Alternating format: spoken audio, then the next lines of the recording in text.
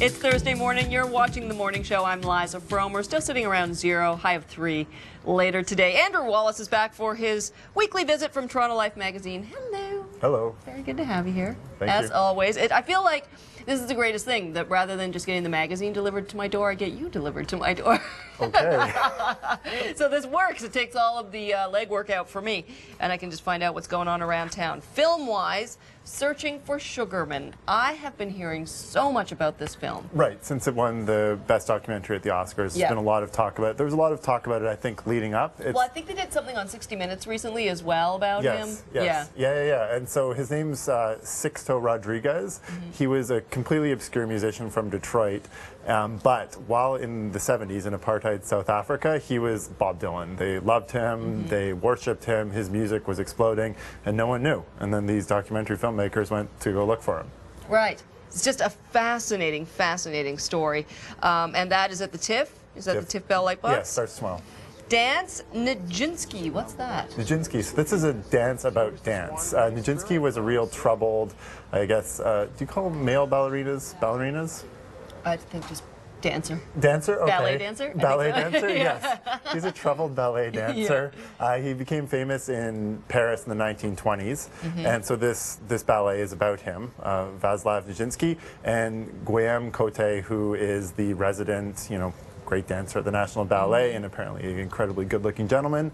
This guy was his inspiration for getting into dance, from what I hear. So it should be a very inspiring performance. I don't know how people can't say that male dancers are some of the most masculine guys around, because they are so strong. And when you see a guy like lifting a woman up above his head, that is something else. Well, did you see that they tried to market that at the National Ballet for a while? There was a viral video of that guy with his shirt off, dancing around, and it was How did I miss this? ballet porn. Yeah.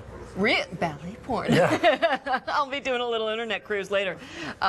Events around town, the Toronto International Bicycle Show. Right, that's down at the exhibition. I think this is for people who are optimistic about spring coming soon. And there's, I think, 150 exhibitors showing all the latest in bike gear. There's a BMX kind of bike-off dance thing, where people do tricks. $20,000 goes to the winner. There's a mountain bike duel. There's all types of stuff. This is a big bike town, so I'm sure that's going to be hugely popular. And even like in this weather, I can never believe it when I see people going by. All right, Dachshund UN, a.k.a.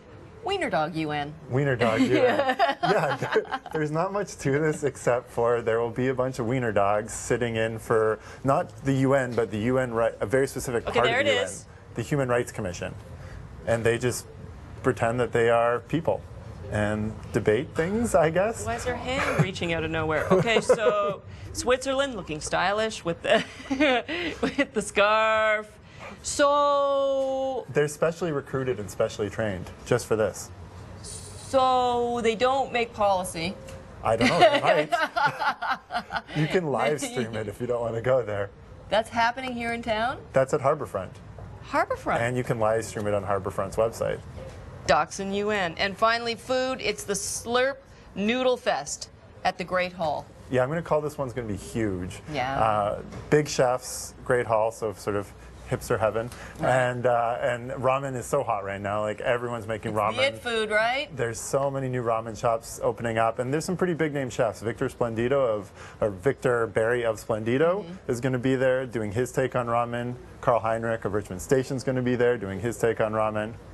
Who knew? When I used to do all of my grocery shopping at 7-Eleven and I'd buy those little packs for 99 cents of the noodles and that I was so far ahead of the trend. I don't think they'd appreciate that. Those are tasty. That's a lot of salt. So you and frat boys. Me and frat boys were eating those noodles, exactly. Andrew Wallace, online editor for Toronto Life magazine. Thank you. Thank you. Gonna take a break. We'll be right back.